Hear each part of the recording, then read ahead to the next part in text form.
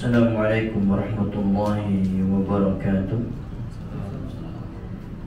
Innal hamdalillah nahmaduhu wa nasta'inuhu wa nastaghfiruh wa natubu ilayhi wa na'udzu billahi min shururi anfusina wa min sayyiati a'malina.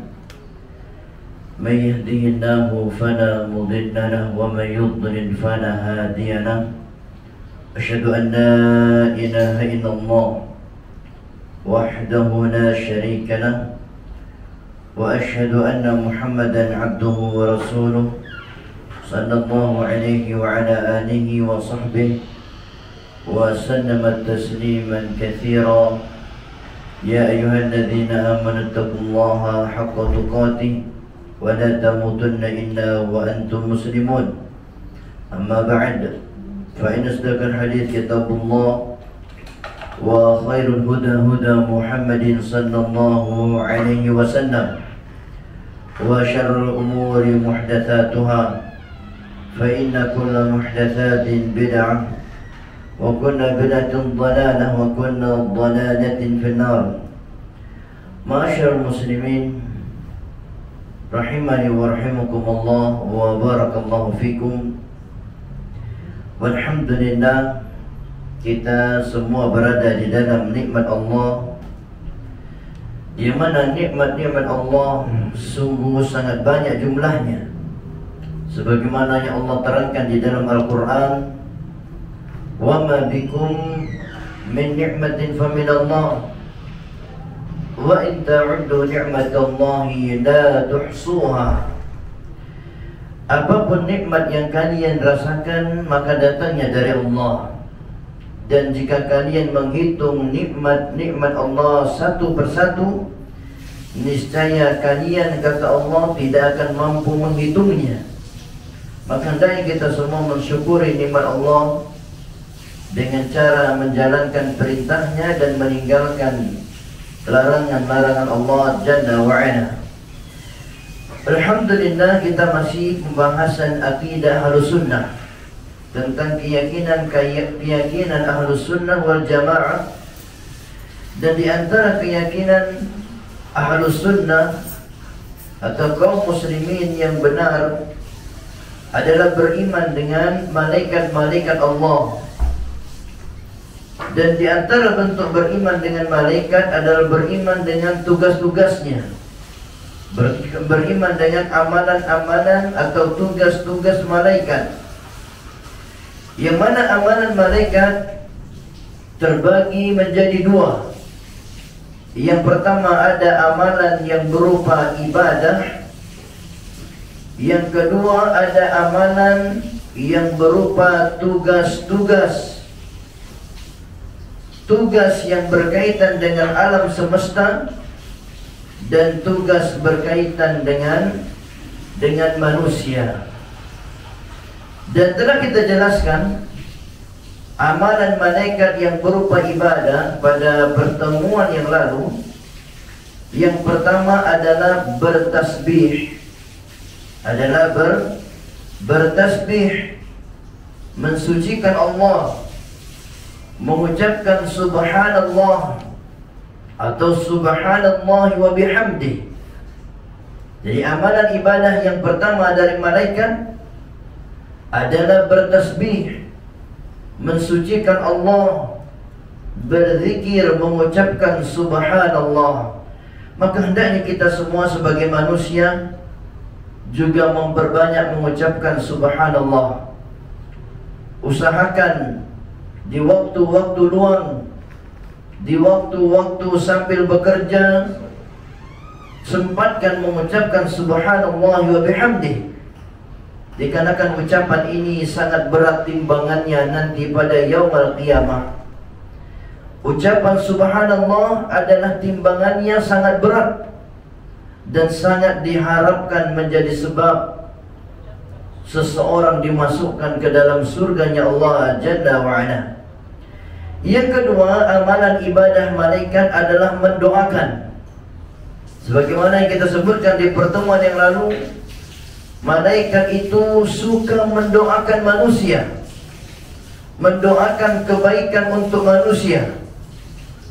mendoakan orang yang mengajarkan ilmu agama, mendoakan orang yang belajar ilmu agama, mendoakan orang-orang yang menunggu solat, mendoakan orang yang tetap di tempat solat setelah selesai solat, mendoakan orang-orang yang berada di shaf yang pertama. Kemudian malaikat juga mendoakan orang yang berselawat kepada Nabi. Kemudian malaikat mendoakan orang yang bersedekah, berinfak. Malaikat mendoakan orang yang makan sahur. Malaikat mendoakan orang yang menjenguk orang lain yang sedang sakit. Malaikat juga mengucapkan amin ketika imam mengucapkan amin. Dan malaikat mengucapkan Rabbana lakal hamd ketika imam mengucapkan Sami Allahu liman hamidah. Dan intinya malaikat di antara ibadah mereka adalah selain bertasbih, mengucapkan doa-doa yang baik untuk manusia. Di antara doa malaikat untuk manusia adalah dengan mengucapkan Allahumma ighfir lahu, ya Allah ampunilah dosa dia. Allahumma arhamhu, ya Allah rahmati kehidupannya. Kemudian yang ketiga, di antara amalan ibadah malaikat adalah menghadiri majlis-majlis ilmu, menghadiri majlis-majlis zikir. Sampai disebutkan di dalam hadis yang sahih, malaikat menaungi majlis-majlis ilmu, majlis zikir dengan sayap-sayapnya. Saking banyaknya malaikat yang menaungi sampai setinggi langit. Sampai setinggi langit. Ini amalan ibadah malaikat, menghadiri majlis zikir atau majlis-majlis ilmu. Yang keempat, amalan ibadah malaikat adalah mendengar khutbah Jumat. Maka ketika khatib telah naik ke mimbar, malaikat-malaikat yang berada di pintu-pintu masjid menutup lembarannya, menulis orang-orang yang masuk ke masjid untuk mendengarkan khutbah Jumat. Maka ketika khutbah Jumat, malaikat ikut mendengarkan. Dan itu bagian dari ibadah malaikat, mendengar khutbah. Mendengar khutbah atau ceramah Jumat. Kemudian di antara amalan ibadah malaikat adalah mengucapkan amin ketika imam membaca amin, dan mengucapkan Rabbana lakal hamd ketika imam mengucapkan Sami'allahu liman hamidah. Dan juga amalan malaikat yang keenam adalah solat. Jadi malaikat disebutkan di dalam hadis juga mengerjakan solat, juga mengerjakan ibadah solat. Sebagaimana disebutkan dalam hadis yang sahih, ala tasufuna kama tasuful malaika inda rabbiha. Tidakkah kalian mau membuat sop-sop seperti sopnya malaikat di hadapan Rabb mereka? Jadi di sini malaikat juga membuat sop-sop, dan itu di antara bentuk sop salatnya malaikat. Sebagaimana sop salat kita sekarang, seperti itulah sop salat para malaikat. Kemudian yang ketujuh, amalan ibadah malaikat adalah mengucapkan salam. Malaikat mengucapkan salam. Maka hendaknya seseorang jangan pelit mengucapkan salam, karena malaikat suka mengucapkan salam. Disebutkan dalam hadis, ya Aisyah, hadza Jibril yaqra'u 'alaika salam. Wahai Aisyah, ini malaikat Jibril menyampaikan kepadamu salam. Dan juga disebutkan dalam hadis, apabila Khadijah mendatangimu maka sampaikan salam dari Rabb-Nya dan dariku, kata malaikat Jibril. Jibril mengucapkan salam kepada Khadijah.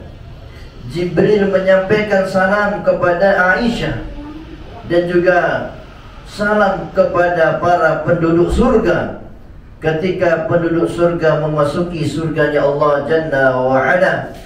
Allah sebutkan di dalam Al-Quran kisah tentang salamnya malaikat kepada penduduk surga dalam surat An-Nahl ayat yang ke-32 dan dalam surah Az-Zumar ayat ke-73.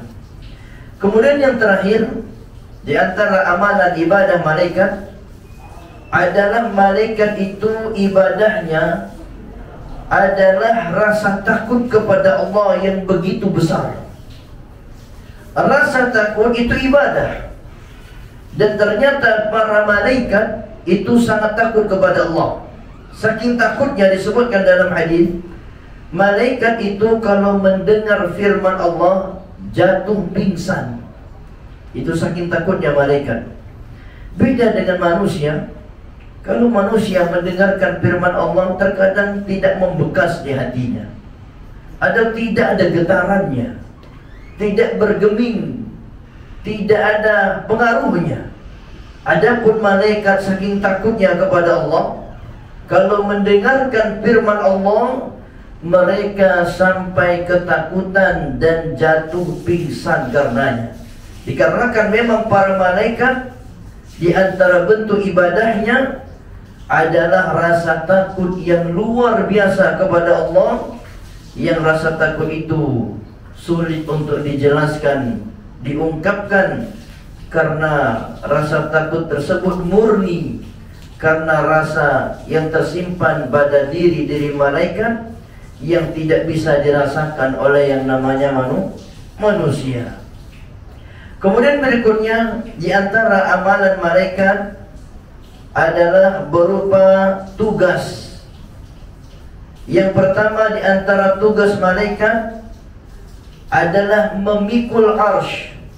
Jadi di antara tugas malaikat itu adalah memikul, menopang arsy. Yang mana arsy ini adalah makhluk yang sangat besar, makhluk yang sangat besar. Maka dipikul oleh para malaikat. Yang disebutkan malaikat yang memikul arsy di hari kiamat itu ada 8 malaikat. Sedangkan di dunia maka tidak ada yang menerangkan jumlah mereka. Inti di sini malaikat ketika hari kiamat terjadi, ditampakkanlah malaikat yang memikul arsy. Yang malaikat ini besarnya antara telinga dan bahu sejauh 700 tahun perjalanan. Begitu besarnya malaikat yang memikul arsy. Karena memang arsy itu adalah makhluk yang sangat besar, maka dibutuhkan 8 untuk memikulnya dari kalangan malaikat yang besar. Di antara tugas malaikat yang berikutnya adalah menjaga surga. Jadi malaikat menjaga surga. Disebutkan dalam surah Az-Zumar ayat ke-73. Wa qala lahum khazanatuha salamun alaikum. Berkatalah kepada penduduk surga, yaitu malaikat-malaikat penjaganya, salamun alaikum, keselamatan untuk kalian wahai penghuni surga. Jadi kalau ibu-ibu sekalian, bapak sekalian ingin selamat, adalah tinggalnya di dalam surga. Dikarenakan memang surga itu Darussalam, negeri keselamatan. Adapun kalau tinggal di dunia, kita tidak ada yang selamat. Malam-malam digigit nyamuk, kemudian di jalan mata kena debu. Jarang orang yang bisa selamat dalam sehari semalamnya. Ada saja musibah yang menimpahnya. Dan memang dunia bukan negeri keselamatan, tetapi dunia adalah darul imtihan, negeri ujian, yang dengannya Allah melihat siapa yang bersabar dan siapa yang beriman kepada Allah Jalla wa'ala. Kemudian di antara amalan tugas malaikat adalah menjaga neraka. Jadi tugas malaikat diantaranya adalah menjaga neraka. Disebutkan dalam surat Al-Muddathir ayat ke-30, 'alaiha tis'ata asyar. Maka di dalam neraka itu, kata Allah, ada 19 malaikat penjaga. Ada 19 malaikat penjaga. Yang malaikat ini sangat bengis, kemudian sangat kasarnya, sangat menyeramkan, dan tidak punya rasa belas kasihan ketika melihat manusia disiksa di dalam neraka. Ada yang mengatakan malaikat tersebut yang 19 itu pembesarnya, dan bersamanya ada malaikat-malaikat bawahannya. Dan ada di antara ulama yang mengatakan bahwa mereka 19 malaikat saja, tidak lebih. Intinya di sini, malaikat yang disebutkan di dalam Al-Quran penjaga neraka jumlahnya 19. Entah ada tidak bawahannya atau tidak ada yang tahu pasti. Yang hanya Allah sebutkan jumlahnya 19, yang Allah sebutkan sebagai penjaga neraka Allah Jalla wa'ala. Kemudian di antara tugas malaikat adalah menjalankan awan. Maka kalau ibu-ibu, bapak-bapak sekalian nengok awan berjalan, maka awan itu berjalan ada yang memerintahkannya.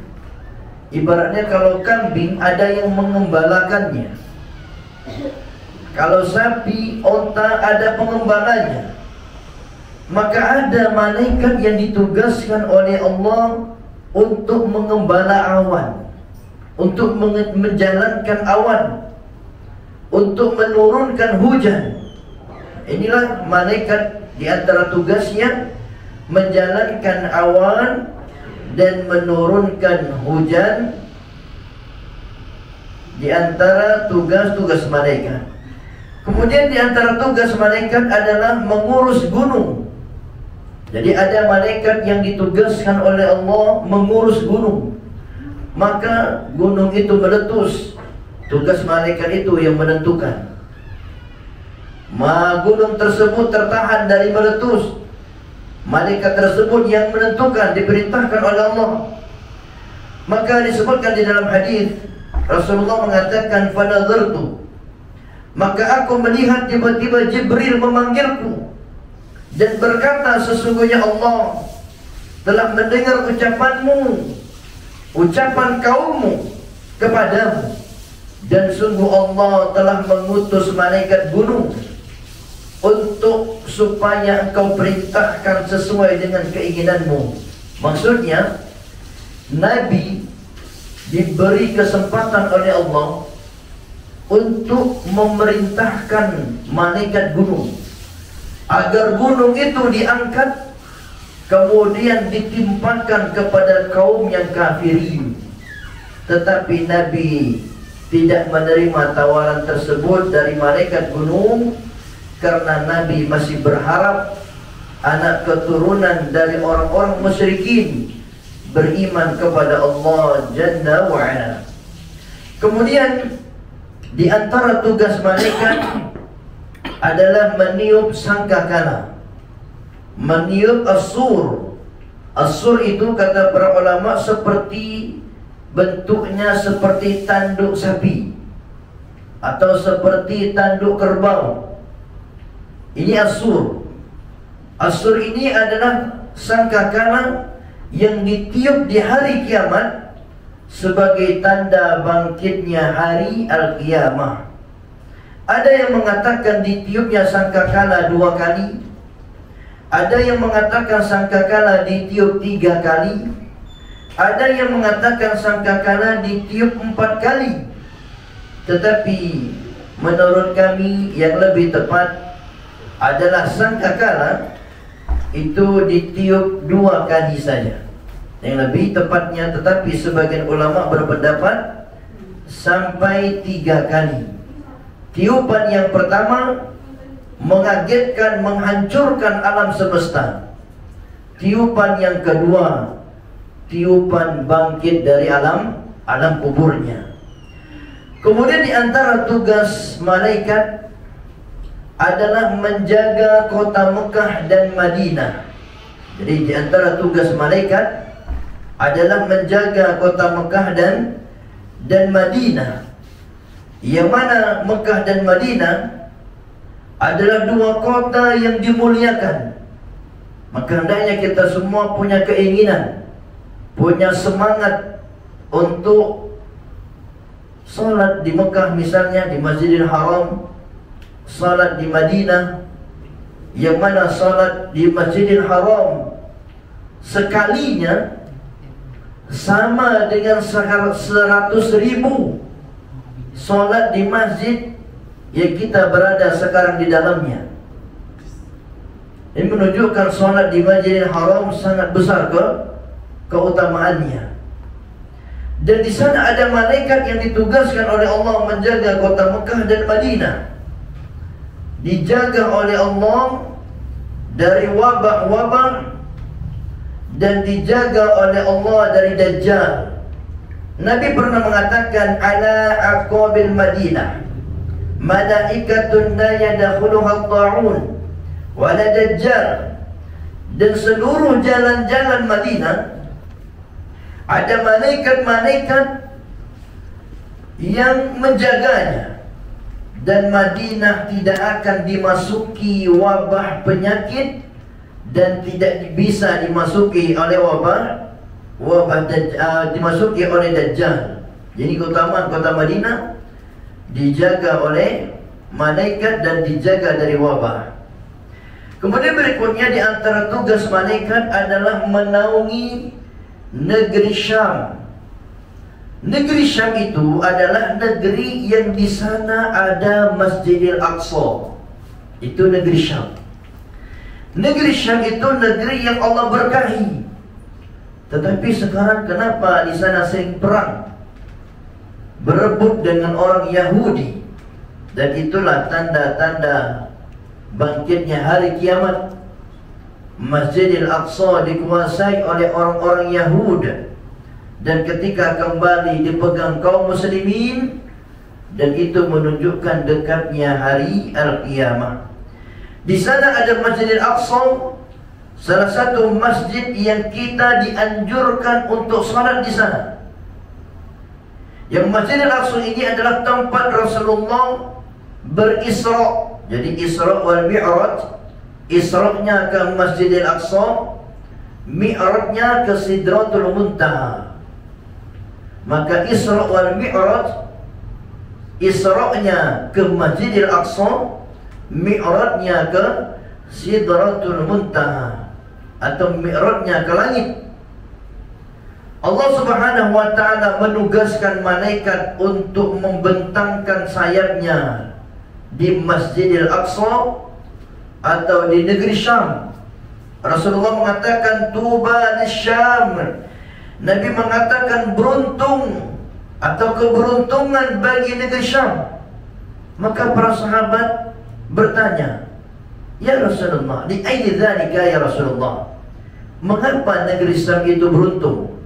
Qala, maka Nabi mengatakan, li'anna malaikatar rahman basitatun ajnihataha 'alaiha. Keberuntungan bagi negeri Syam karena malaikat Ar-Rahman membentangkan sayap-sayapnya di atas negeri Syam. Yang menunjukkan negeri Syam negeri yang diberkahi. Dan sebagian ulama mengatakan ke negeri Syam inilah manusia di akhir zaman akan dikumpulkan. Kemudian di antara amalan-amalan yang diperintahkan oleh Allah kepada malaikat atau berkaitan dengan manusia adalah malaikat ditugaskan untuk menuliskan takdir untuk manusia. Kemudian malaikat ditugaskan oleh Allah untuk menuliskan ucapan perbuatannya selama di dunia, namanya Raqib Atid.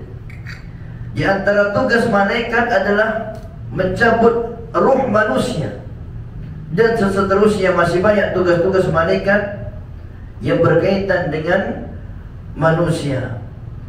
Kemudian di antara amalan malaikat, tugas malaikat yang berkaitan dengan manusia, bahwasanya perantara antara Allah dan manusia adalah malaikat. Kita lihat Rasulullah, Allah menurunkan wahyunya, perantaranya malaikat Jibril. Itu menunjukkan para malaikat itu adalah perantara antara Allah dengan manusia. Kemudian di antara tugas malaikat kepada manusia adalah menulis kebaikan-kebaikan, kejelekan manusia. Maka setiap yang kita ucapkan dan kita duduk di majelis ilmu mendengarkan ceramah misalnya, itu dicatat oleh malaikat. Ketika kita melakukan perbuatan dosa, itu pun dicatat dan tidak dilupakan, dan akan diperlihatkan pada hari kiamat.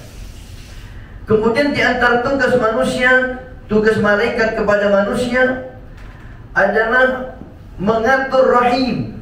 Mengatur rahim, yang mana disebutkan Allah Subhanahu wa ta'ala menugaskan seorang malaikat untuk rahim. Jadi ketika ibu mengandung atau hamil, itu ada malaikat yang mengurusi rahim. Mungkin sebagian orang mengatakan, mana malaikatnya, kok tidak kelihatan?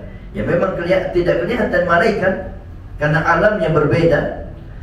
Maka malaikat mengatakan, wahai Rabbku, setetes air mani, kata malaikat, wahai Rabbku, sudah berubah menjadi segumpal daging. Wahai Rabbku, maka apabila Allah berkehendak untuk menyempurnakan penciptaannya, malaikat berkata, ya Allah, apakah laki-laki atau wanita? Ya Allah, apakah laki-laki atau wanita? Ya Allah, celaka atau bahagia? Kemudian ya Allah, kemudian apa rezeki dan apa ajalnya? Maka setelah itu Allah perintahkan malaikat untuk menulis semua itu ketika seseorang berada di perut ibunya. Ini malaikat sangat teliti ya. Jadi perubahan manusia yang dari bentuknya yang pertama adalah nutfah. Nutfah itu setetes air mani. Malaikat memantaunya. Ketika air mani berubah menjadi alaqah, segumpal darah, segumpal daging, mudghah, malaikat memantaunya. Begitulah malaikat sangat teliti dalam tugasnya, sampai mereka mengetahui kapan perubahan menjadi segumpal darah dan kapan menjadi segumpal daging. Kemudian di antara tugas malaikat adalah mendorong manusia untuk berbuat baik. Maka Nabi mengatakan, tidaklah ada di antara kalian seorang pun melainkan pada dirinya ada korin. Jadi manusia itu ada korinnya, ada yang menyertai. Baik korin dari kalangan bangsa jin maupun korin dari kalangan malaikat, kata Nabi. Maka para sahabat berkata, apakah engkau ya Rasulullah juga punya korin? Maka Nabi mengatakan, demikian pula aku, kata Nabi. Aku punya korin dari kalangan bangsa jin, tetapi Allah menolong diriku dan jin yang menjadi korinku masuk Islam, dan tidaklah memerintahkan kecuali kepada kebaikan. Jadi kalau ada bapak-bapak, ibu-ibu sekalian, ada bisikan-bisikan ingin berbuat jahat, itu biasanya yang membisikkan adalah korin bangsa jin. Maka kita itu ada korin jinnya yang selalu menyertai, yang selalu membisikkan hal-hal buruk. Adapun kalau ada bisikan-bisikan baik, itu korin malaikat. Adapun korin jin Nabi sudah masuk Islam, sudah baik, dan tidaklah memerintahkan kecuali kepada kebaikan. Dan itulah bedanya korin kita dengan korin Nabi. Makanya kita sering terkadang pas duduk-duduk sendiri terbesit keinginan buruk. Ketika duduk-duduk melamun terbesit keinginan jelek. Itu korin yang membisikkan. Makanya kita disuruh berdoa kepada Allah, berlindung dari bisikan-bisikan syaitan, bisikan-bisikan syaitan, dan mengucapkan a'udzubillahi minasyaitonirrajim, berlindung dari syaitan yang terkutuk. Kemudian di antara tugas malaikat kepada manusia adalah menghadiri majelis-majelis ilmu yang dihadiri oleh manusia, mencatat orang-orang yang hadir di salat Jumat. Jadi orang yang hadir dalam salat Jumat itu dicatat oleh malaikat, dan mencabut nyawa manusia dan menanyai manusia di alam kuburnya, yaitu malaikat Munkar Nakir, dan berperang bersama orang beriman. Jadi ada juga malaikat yang tugasnya membantu orang beriman ketika berperang. Dan itulah beberapa tugas malaikat kepada manusia, kepada alam semesta, dan tugas malaikat yang berupa ibadah kepada Allah Jalla wa'ala. Ternyata manusia tidaklah diciptakan dalam keadaan sia-sia. Ternyata manusia itu diciptakan ada malaikat yang mengurusnya. Itu menunjukkan Allah sangat perhatian dengan manusia. Allah sangat perhatian manusia, dan Allah sangat menjaga manusia. Dasar manusia saja terkadang yang tidak tahu diri dan tidak tahu kondisi dirinya, yang selalu diperhatikan oleh Allah Jalla wa'ala.